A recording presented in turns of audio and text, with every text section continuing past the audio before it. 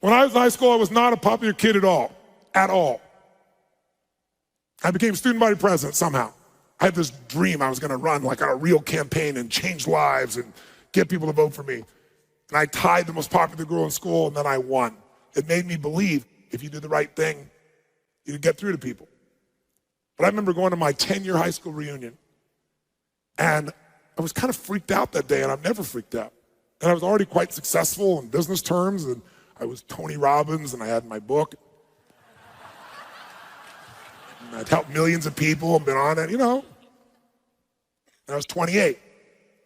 And I remember I called my mom on the way up. My mom, interesting character, shaped me. She loved the hell out of me, but she had her own challenges. But that day, she said something amazing. I was talking, she goes, "What's wrong?" I said, "What do you mean, what's wrong?" She goes, "I can sense something in your voice or something." I said, "There's nothing wrong." She goes, "What are you doing today?" I said, "Well, I'm actually driving up to this 10-year high school reunion." And there was a pause, and she said something incredibly wise. She said, "Honey, I can feel you. You're feeling like an outsider going there." I said, "Wow, that's pretty amazing, Mom." I said, "You're right." It's like, I remember writing in somebody's yearbook. These people used to abuse me verbally. I wrote in this yearbook, these two girls, I was like, "Someday you'll turn on the TV and you'll look over and you'll see me totally successful and you'll be sitting next to your fat, ugly truck driver husband and you'll wish you treated me better." I really wrote that.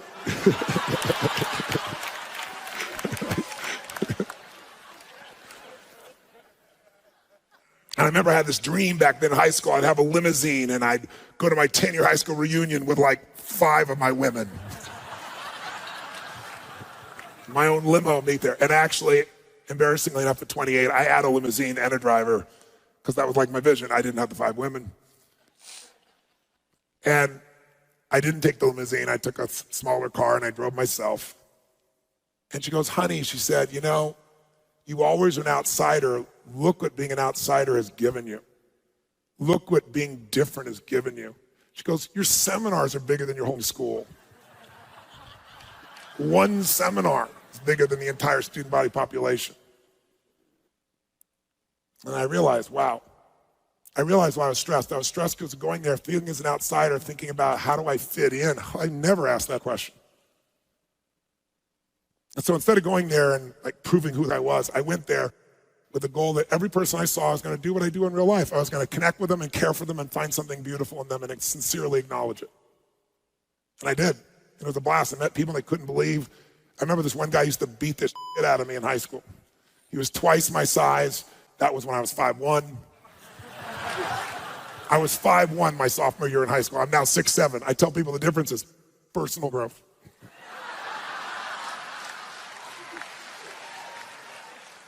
I grew 10 inches in 1 year. So I show up and they make these name tags with pictures of you in your high school, and I had hair down to here and a pimply face. So my name tag was right at his eye level to give you an idea how things had changed.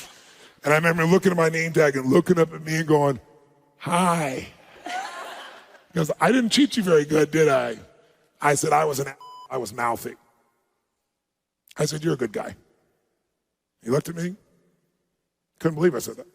I said, "I did. I was mouthy." I said, "I didn't want to take shit from anybody. You gave me shit, so I verbaled off to you." But the real problem was I wasn't fast. I tried to run, but it was too late. Mouthy and slow don't go together well. And I had the greatest night that night. And when I come back with that night was remembering that it's all perfect. That who I am in my real soul, without projections, without trying to be a certain way, is more than enough. Even though it didn't look like it for years. That there's a higher purpose in it all. That even my deepest pain, those days when I thought, I wish the day would end or my life would end, those kinds of days, thank God I was not stupid enough to give up. Something inside me reminded me that there's something greater in life still coming. See, it doesn't matter how bad the moment is, you are more than this moment. And all it takes is little faith that something greater will be here if you just keep moving forward.